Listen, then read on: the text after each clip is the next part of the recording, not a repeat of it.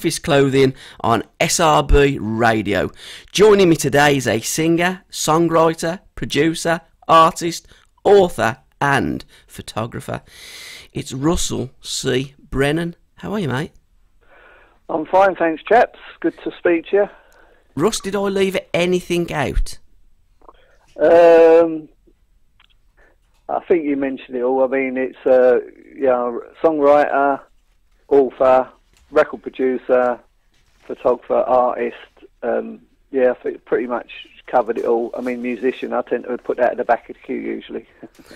First question has to be, it really does intrigue me, is what does the C stand for, and do you ever sleep? Well, the C stands for creative, obviously. Yeah, okay. Or controversial, as I'm known to be sometimes. Yeah.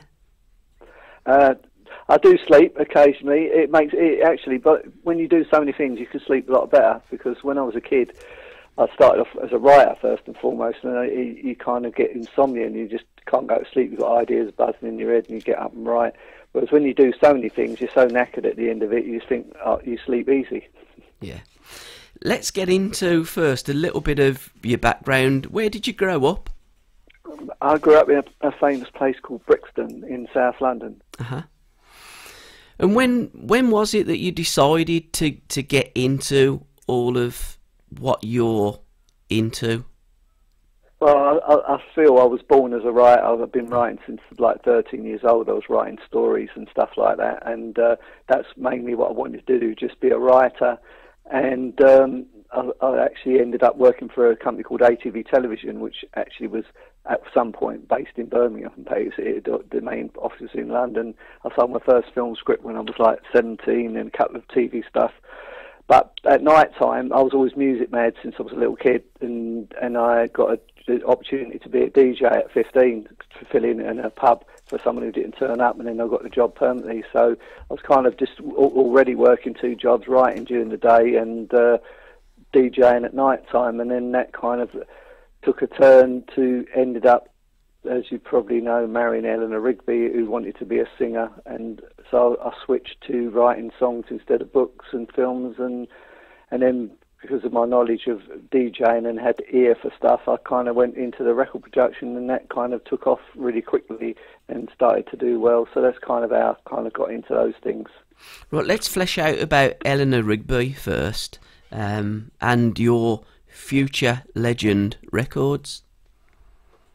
Well, as I say, I was DJing at the time, and I met Ellen. It's really a long story, so it's kind of probably won't have a time to talk about it here. But effectively, I met her, and we were both mods, and we got married. And then she said she wanted me to give up the DJing, so I was playing very big venues all around Europe at the time. You know, I was one of them first what they call super DJs, where you played massive clubs. Yeah. And then she said, "Don't like all the girls. I want you to quit DJing." So I said, "What am I going to do then?" She said, "You write songs, so why don't you write songs for me and be a record producer?" And that's kind of how I got into Eleanor Rigby. And then we had a notorious single out because I said, "You need to make everybody know about the first single." It was called "I Want to Sleep With You," and we gave a free condom away with it, and it became legendary because nobody had done anything like that before. But it was a serious message with it. It's like AIDS had come along at the time. It was, the idea was to practice safe sex and stuff like that.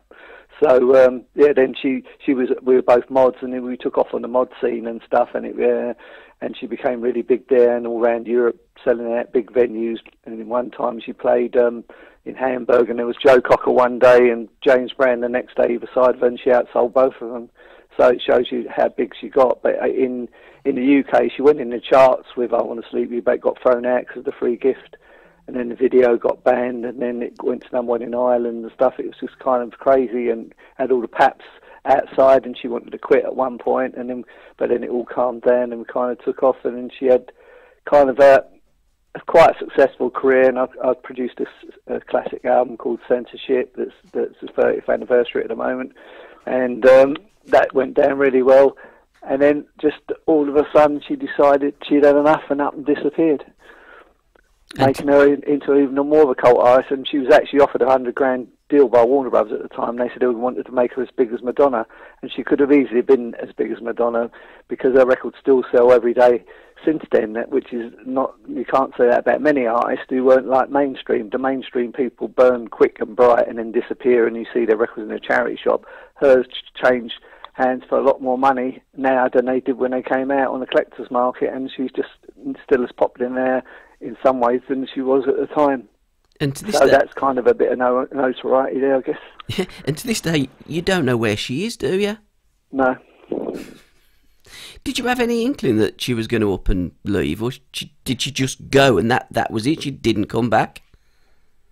There was signs of it. Yeah. Like I said, the first time when Eleanor Rigby came out, there was paps all outside her house and trying to get photos of her all the time. And, you know, you get that, you see that a lot today, you know, the paparazzi. This was like 30 years ago, and she got scared by all that. And then Gary Bushell was ringing the phone off 13 times saying, I want an interview, demanding this, that and the other. And she said, I just want to be a singer, I don't want this crap. Yeah. You know. And so she quit actually after the first single, and then she had to think about it when the second single came out. It was less controversial, and she said, all right, I'll carry on for a while. And then she enjoyed it for a while, but then there was constant bickering with backing bands, guitarists trying to drown her out. We always used to change the backing band.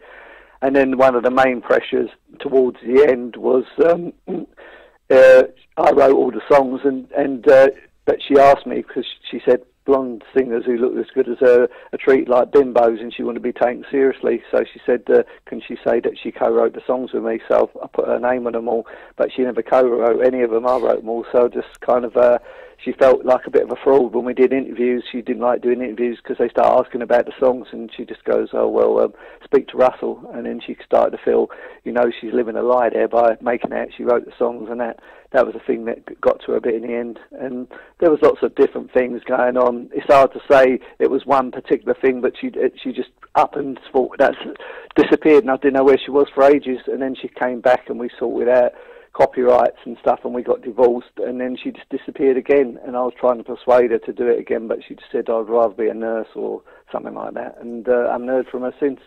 She was also a dress designer and a cartoonist as well, wasn't she? That's right. I mean, she used to design all her own unique dresses, and in fact, one major fashion house came in and asked to do them, put them out for her, and she said, "No, I want to be the only person looking like this. I don't mind if some mod girls want to kind of copy it and make their own, but I don't want the masses wearing them. I just want to be the only one wearing them." And then it's after I'd forgotten about her being a cartoonist until recently. We used to do a fanzine called Dedicated Follower, and it was really popular at one point, and she used to draw the cartoons on it, and I was a bit surprised. I'd forgotten about that, and I was just looking at one recently. I thought, oh yeah, she wrote all these cartoons, and she hand drew them and stuff, and she even signed one of them, which decided to auction off because there's nothing new of hers coming out at the moment, you know. So yeah, that was one talent that I completely forgot about. But yeah, she was a talented girl. She's very intelligent, and it used to irk her that people think just because she looked good and she was blonde and stuff that she was a bimbo, but she was a great singer, as everyone knows who's heard her. And so yeah, she had a lot of talent. When you say there's nothing new at the moment coming out, is the stuff back in the day that wasn't released that you're going to release in the future? Unlikely. Okay. I mean, everything that I could get my hands there always seems to be occasional things that I come across. I mean, there was a couple of live recordings at one point that I was trying to track down, but I never managed it. I've now got a lead on.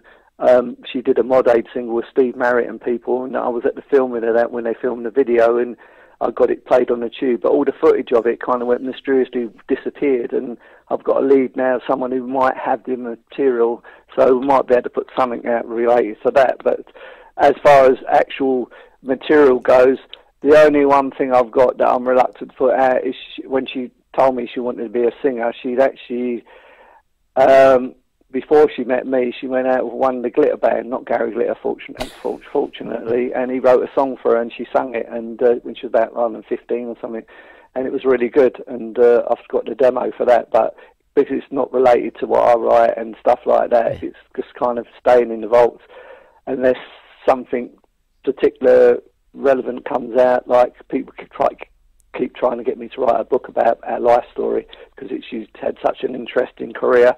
But I've done it. There's been a documentary all about it anyway, so I don't feel the need for writing a book about it. And at the end of the day, you know, I've got lots of other books ready to come out. So maybe in the future there might be some odd thing, but as things stand, there'll be no new music, and there's no like stuff that hasn't been released yet.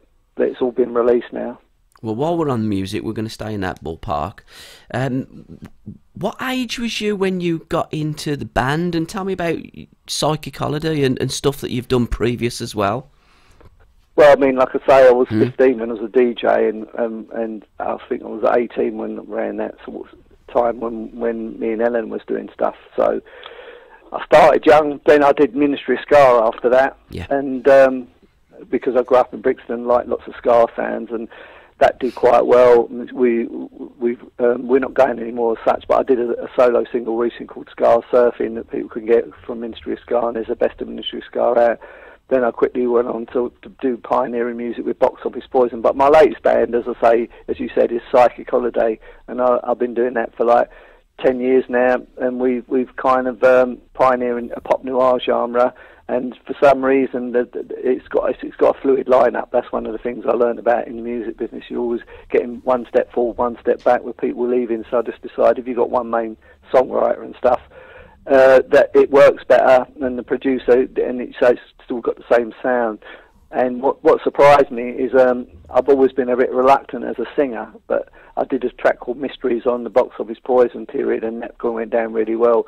And when I was doing the demos for Psychic Holiday, I did these two, One Way Ticket to the Moon and an actual one called Psychic Holiday, and they went down really well. And in fact, there's a really catchy song on the album called Come With Me, which is quite popular, but for some reason the one I did, One Way Ticket to the Moon, really took off. It's got like thousands and thousands of views on YouTube, and then all of a sudden American radio started playing it last year, and it went top 5 in the US indie charts, and suddenly we've picked up a massive new following. So I thought, better start doing some more Psychic Holiday. And because it was kind of the 50th anniversary of Peace and Love, I always liked that song San Francisco by Scott McKenzie, and Let's Go to San Francisco, which was another one around. So I thought, fancy doing a celebratory kind of single in a new way to promote that, and that's our latest single we've got out at the moment. But if people prefer, they're on download, but if people prefer CDs, they should get the original album, which is Forever Pop Noir. It's on CD at Future Legend Records, but it's the most innovative album I've done, and it's my favourite album out of all the things I've done. Although, unlike a lot of musicians, I'm proud of everything I've done over my career, not disowning it and saying, oh, it was crap back then, because I still like its censorship from 30 years ago, and people are still telling me it stands up well today. Who's the lead singer, the vocalist, the young lady in there? She's got a great voice.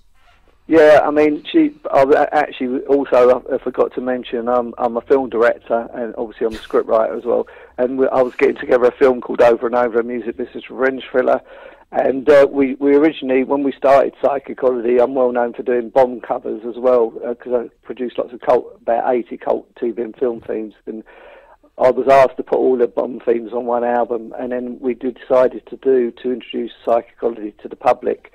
We did View to a Kill, but I did it as usual in my own different style. Did it in more like Goldfinger than an electronic thing, and it became one of the most popular Bond themes on download and stuff.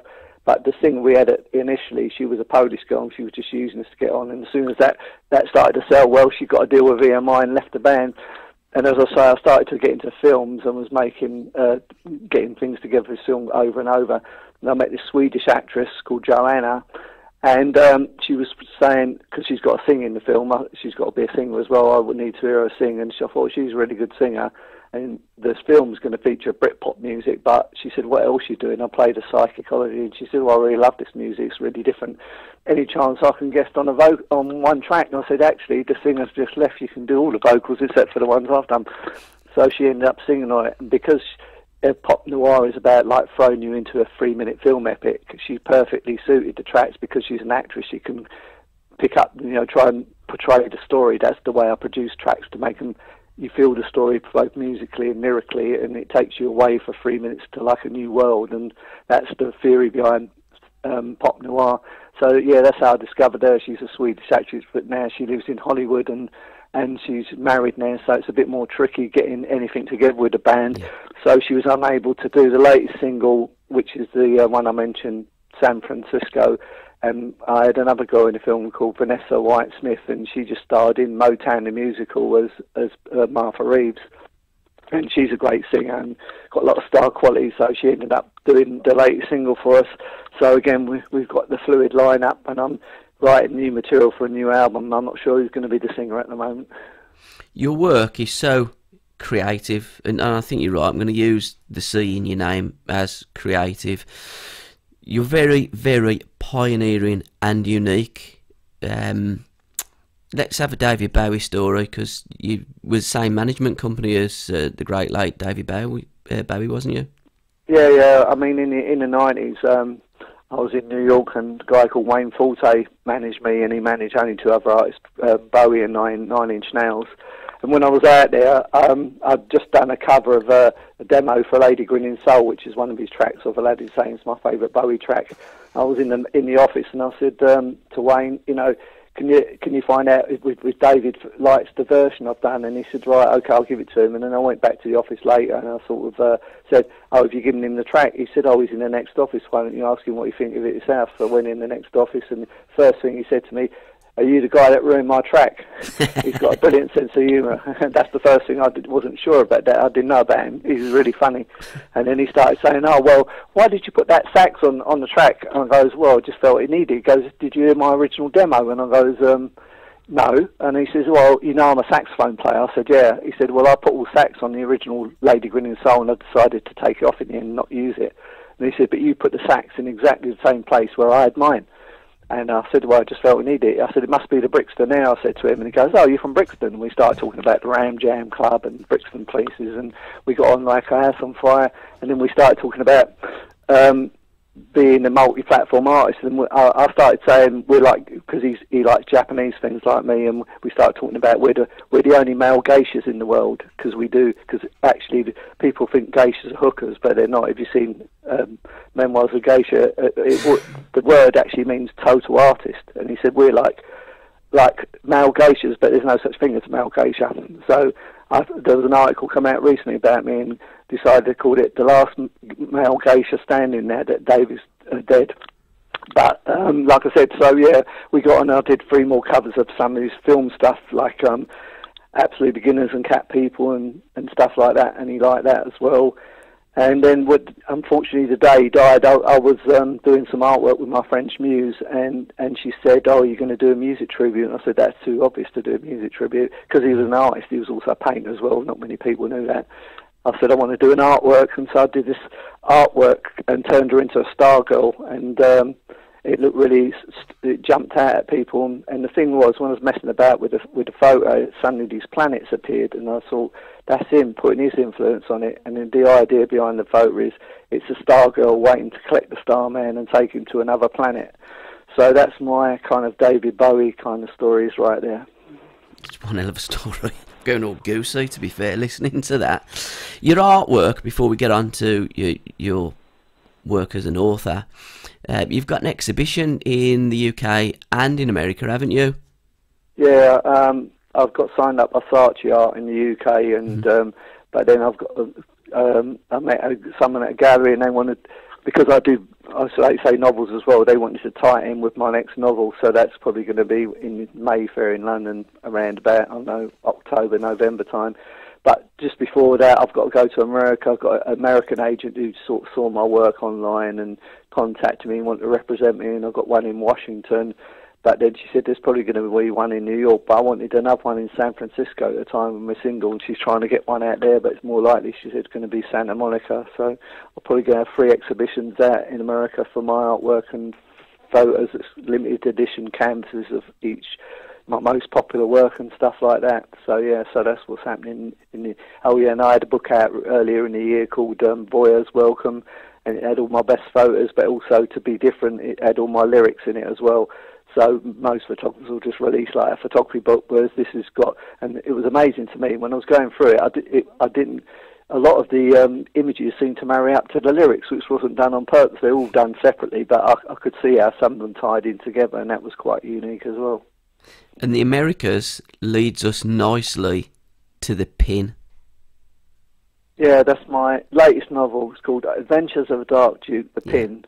and it's about an indie rock star who decides, you know, he wants to do something different to get inspiration for new songs, and he sticks a pin in the map, and wherever that pin goes, he goes, and ends up going to Florida and sticking the pin in the map and going all around Florida, having lots of wild adventures, meeting lots of interesting people, and then he ends up going to Cuba, Mexico. It's really kind of exciting, but it's very erotic as well, I've got to say, and it's getting rave reviews everywhere, because it's a little bit different, because it keeps people, they always talk about this phrase page turner, but why it's a page turner is for obvious reasons. He doesn't know where he's going to go the next day because he's sticking in the pin out, so the reader doesn't know what's going to happen next, so it's not very obvious, or, you know, what's going to happen, and there's obviously a twist at the end and stuff. But yeah, there's all sorts of crazy things. There's love stories, there's encounters with Hell's Angels, there's even a really interesting story in it about Greta Garbo, which a lot of people might like, and you just don't know where it's going to, the twists and turns are going to happen in that book, and it's the first of a kind of a series of books about this character, and there'll be another one out next year set in Asia, and then I've got another book coming out in a couple of months called Kidnapping Time, which is, I'll be happy to mention when it comes out on your show if you like. I'll tell you more about it then. There's also a hidden A-list sect, isn't there, in the book? Oh yeah, that's right. In that Dark Duke thing, yeah. The character meets a well-known record producer, and he introduces him to this hidden Hollywood A-list sect, which is effectively people who don't live in Hollywood anymore. They live in Florida to be out of the limelight, and there's all these wild parties going on, and he gets involved with two of the people, a really old 1950s star who's on her last legs, but she likes to have sex to kind of keep her looking young and stuff like that, even though she's got one foot in the grave, and that's quite a weird story. And then he meets a has-been, like, former pop star who wants to revive her career, and because he's current, she wants him to, like, help revive her career, and there's a little bit of a love story there and stuff like that. So yeah, there's many, like, that's a very interesting part of the whole story, but it's like lots of stories within stories in that book, and it's like a Russian doll type thing. You take away one layer and a new story appears. There's even hints that it could be based on a true story. Well, yeah, it is. To be honest, it is based on a true story, but, you know, so, because I think the best, I mean, although I can write just pure fiction, at the end of the day, I think the best books are ones that come from experience, and if you can put the experience, it's more realistic when you're writing it. So, quite a lot of it's based on real life experiences I've had, I've got to say, but I originally, how it came about, this story, is I've written it, when I first went back to writing again a few years ago, I wrote an autobiography, and I was speaking to a publisher, and they said, oh, sorry, you're not well known enough, you haven't been on the X Factor at 18 and worn short trousers and sung a song and been a hit, so we can't sell your book, even though it was 10 times more interesting than any of those sort of people. I thought, right, and also my friend said I live my life like a dime store novel, and no one's going to believe the adventures I've had, so I said, yeah, that's true. So I thought, right, I'll just make out it's fiction, even though a lot of it's not fiction. I thought I might put it out as fiction, people believe it is, you know, so that's how the book came about in the first place.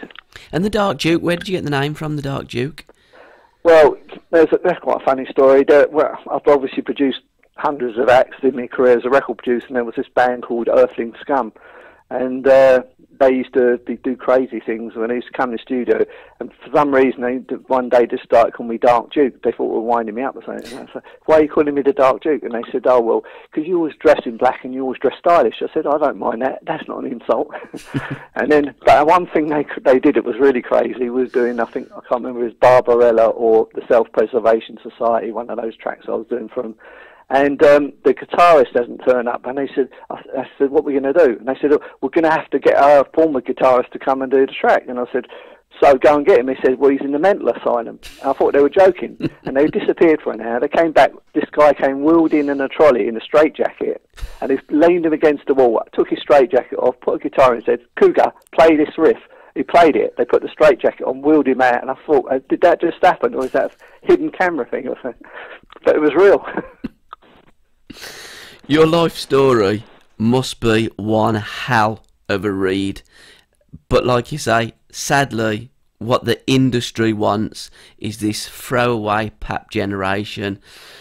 You cannot be living a life that you've led and lived, and hopefully going to be living that life for many, many years to come, and giving us some more wonderful stories that we probably won't believe, but will be true. That's right.